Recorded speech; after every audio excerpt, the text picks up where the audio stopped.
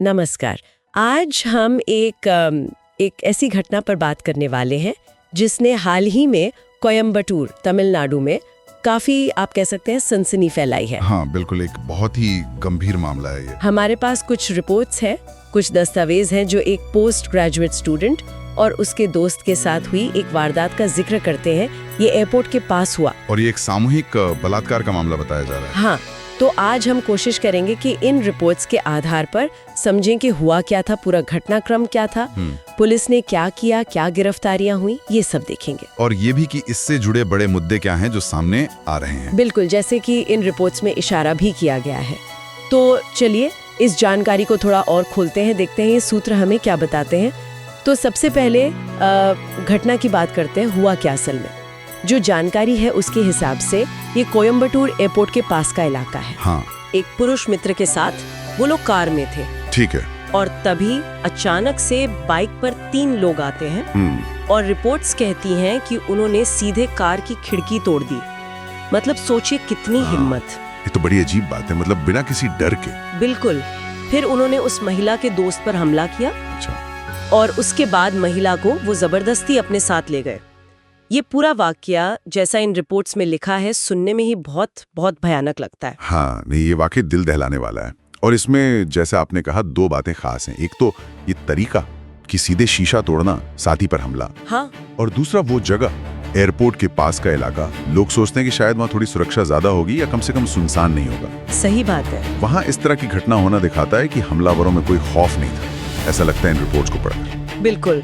और जब ऐसा कुछ होता है तो सबकी नजर पुलिस पर जाती है कि भैया पुलिस क्या कर रही है। हाँ, स्वाभाविक है। और जो जानकारी है उसके हिसाब से पुलिस ने इसको काफी गंभीरता से लिया और फौरन एक्शन शुरू किया।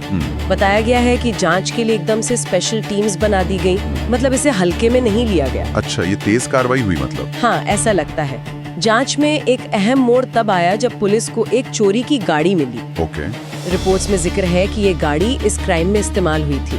तो इसे ढूंढना पुलिस के लिए एक बड़ी कामयाबी थी। हाँ, ये एक बड़ा सुराग हो सकता है। शायद इसी से उन्हें आगे की लीड मिली होगी। मुमकिन है। और फिर आखिरकार पुलिस को सफलता मिली। जानकारी ये है कि एक एनकाउंटर हुआ, एक मुठभेड़। अच्छा, मुठभेड़ भी हुई? हाँ।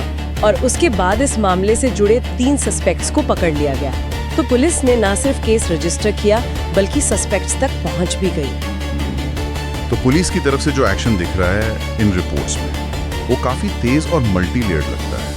पहले स्पेशल टीम बनाना, फिर वो चोरी की गाड़ी ट्रैक करना और फिर मुठभेड़ के बाद गिरफ्तारी। हाँ। ये सब दिखाता है कि अधिकारियों पर कितना प्रेशर रहा होगा इसे जल्दी सुलझाने का। सही कह रहे हैं। अक्सर ऐसे जो गंभीर और सेंसिटिव मामले होते हैं ना, उनमें पुलिस और प्रशासन पर बहुत ज्यादा पब्लिक और पॉलिटिकल प्रेशर होता है कि जल्दी एक्शन लो, नतीजा दो। हाँ, ये बात तो है। तो यहाँ जो कदम उठाए गए वो शायद उसी प्रेशर का नतीजा लगता है। हाँ, ये समझना जरूरी है कि पुलिस पर भी कितना दबाव होता है। लेकिन जैसा आप पहले इशारा कर रहे थे, ये मामला सिर्फ इस क्राइम और इसकी जांच तक ही सीमित नहीं है शायद। नहीं, बिल्कुल नहीं। इन रिपोर्ट्स में कुछ और भी चिंता वाली बातें हैं क्या? हाँ हैं। दरअसल ये घटना कुछ ऐसे मुद्दों की तरफ ध्यान खींचती है जो शायद पहले अनदेखे थे या जिन पर ध्यान नहीं दिया जा रहा था। एक चीज जो इन दस्तावेजों में साफ तौर पे लिखी है वो ये कि जिस इलाके में ये सब हुआ वो पहले से ही मतलब कुछ हद तक एंटी सोशल एक्टिविटीज के लिए जाना जाता था। अच्छा, मतलब वो कोई सेफ जोन नहीं माना जाता था। मतलब कह सकते हैं कि वो इलाका शायद उतना सुरक्षित नहीं समझा जाता था या वहाँ ऐसी घटनाओं का एक अंदेशा पहले से मौजूद था। ये जानकारी इस घटना को एक अलग ही कॉन्टेक्स्ट देती है। ये बात तो स्थिति को और भी गंभीर बना देती है। बिल्कुल। और इसी से जुड़ी एक और बहुत परेशान करने वाली बात इन रिपोर्ट से सामने आती है। वो ये कि उस एरिया में जो सीसीटीवी कैमरास लगे थे वो या तो काम नहीं कर रहे थे या खराब थे। अरे हाँ, आज के टाइम में जब हम सिक्योरिटी के लिए टेक्नोलॉजी पर इतना डिपेंड करते हैं, खासकर एयरपोर्ट जैसे अहम लोकेशन के आसपास। बिल्कुल, वहाँ तो होने ही चाहिए। हम क्यों नहीं कर रहे थे? ये तो वाकई बहुत ही ज्यादा गंभीर बात है। एक तो इलाका सेंसिटिव, ऊपर से निगरानी भी ठप, और जो लोग पकड़े गए हैं उनके बारे में भी कुछ पता चला? हाँ, उनके बारे में भी जानकारी है और वो भी चिंता बढ़ाने वाली ही है। क्या? इन रिपोर्ट्स में बताया गया है कि जो 3 सस्पेक्ट्स अरेस्ट हुए हैं उनका क्रिमिनल रिकॉर्ड है पहले से। ओह, मतलब वो पहले भी क्राइम कर चुके हैं। हाँ, यानी वो पहले भी कानून की नजर में आ चुके हैं। अब ये बात जब सामने आती है तो लोगों में गुस्सा और असुरक्षा की भावना और बढ़ जाती है ना। बिल्कुल, सवाल उठता है कि अगर उनका क्रिमिनल हिस्ट्री थी तो वो बाहर कैसे थे और फिर से इतना बड़ा क्राइम कैसे कर पाए। एग्जैक्टली। तो देखिए ये सारी कड़ियां कैसे जुड़ रही इलाके की वो पहले से पता दिक्कतें, सीसीटीवी जैसी बेसिक टेक्नोलॉजी का फेल होना और पकड़े गए लोगों का पिछला आपराधिक रिकॉर्ड, इन सब चीजों ने मिलकर, जैसा कि रिपोर्ट्स बता रही हैं, समाज में जबरदस्त गुस्सा पैदा किया है। खासकर महिलाओं की सुरक्षा को लेकर चिंताएं बहुत बढ़ गई हैं। सही बात है। ये दिखाता है कि कैसे एक अकेली घटना हमारे पूरे सिस्टम पर, हमारी सुरक्षा की तैयारियों पर और शायद हमारी न्याय प्रक्रिया पर भी सवाल खड़े कर सकती है। लोग सोचने लगते हैं कि क्या ऐसे अपराधियों पर नजर रखी जा रही थी? क्या ये सर्विलेंस सिस्टम सिर्फ दिखावे के लिए है? ये वाकई सोचने वाली बात है कि ये सब कैसे हुआ। अच्छा, अब आगे बढ़ते हैं। फिलहाल क्या स्टेटस है इस केस का, लीगली क्या हो रहा है? हाँ। जो लेटेस्ट जानकारी है उसके हिसाब से जो तीनों सस्पेक्ट्स पकड़े गए थे, हाँ। उन्हें जुडिशियल कस्टडी में भेज दिया गया है। हाँ। मतलब अब वो कोर्ट की निगरानी में है। आगे कानूनी कार्यवाही चलेगी। हाँ, मुकदमा चलेगा, सबूत रखे जाएंगे, फिर कोर्ट फैसला देगी। बिल्कुल, लेकिन यहाँ ये भी समझना जरूरी है कि गिरफ्तारियों का मतलब ये नहीं कि पुलिस की जांच खत्म हो गई है। नहीं, बिल्कुल नहीं। रिपोर्ट्स कह रही हैं कि इन्वेस्टिगेशन अभी भी जारी है। हाँ, ये जारी रहनी भी चाहिए। हो सकता है पुलिस और सबूत ढूंढ रही हो, या शायद ये देख रही हो कि क्या इसमें और लोग भी शामिल थे, या क्राइम की पूरी प्लानिंग क्या थी। बिल्कुल, कई पहलू हो सकते हैं जिनकी जांच अभी बाकी होगी। और इस पूरी दुखद कहानी में एक कह सकते हैं थोड़ी राहत की बात, जिसका जिक्र इन रिपोर्ट्स में भी है, वो ये कि जो पीड़िता है उन्हें जरूरी मदद और सपोर्ट दिया जा रहा है। हाँ, ये बहुत जरूरी है। ऐसे मामलों में सर्वाइवर की फिजिकल और मेंटल हेल्थ सबसे इम्पोर्टेंट होती है। तो ये जानना अहम है कि उन्हें अकेला नहीं छोड़ा गया है, उन्हें मेडिकल, लीगल और साइकोलॉजिकल हेल्प दी जा रही है। बिल्कुल सही, ये सबसे जरूरी कदम है।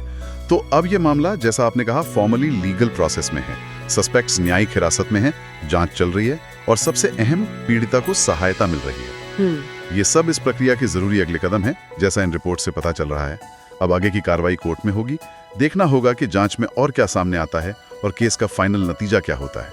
लेकिन हाँ, ये प्रोसेस लंबा चल सकता है। तो कुल मिलाकर आज हमने इन रिपोर्ट्स और दस्तावेजों के आधार पर कोयम्बटूर की इस बेहद गंभीर घटना के कई पहलू समझने की कोशिश की। हाँ। हमने देखा कि कैसे ये क्राइम हुआ, पुलिस ने कैसे तेजी से एक्शन लिया, जांच की, गिरफ्तारियां की, और साथ ही उन बड़े मुद्दों पर भी गौर किया जो इस एक घटना ने सामने ला दिए हैं, जैसे किसी इलाके की वल्नरेबिलिटी, वहाँ सिक्योरिटी और सर्वेलेंस का फेल होना, और अपराधियों का पिछला रिकॉर्ड और उनका फिर से समाज में एक्टिव होना। बिल्कुल। हाँ, और ये पूरी बातचीत हमें एक अहम सवाल पर लाकर छोड़ती है, जिस पर शायद हमें आगे और सोचने की जरूरत है। क्या सवाल? सवाल यह है कि जिन इलाकों के बारे में हमें पहले से पता है कि वो सेंसिटिव हैं या वहाँ रिस्क ज्यादा है, वहाँ क्राइम को रोकने के लिए सिर्फ पुलिस एक्शन के अलावा और क्या परमानेंट और असरदार कदम उठाए जा सकते हैं? मतलब प्रोएक्टिव अप्रोच की बात कर रहे हैं आप? हाँ, बिल्कुल।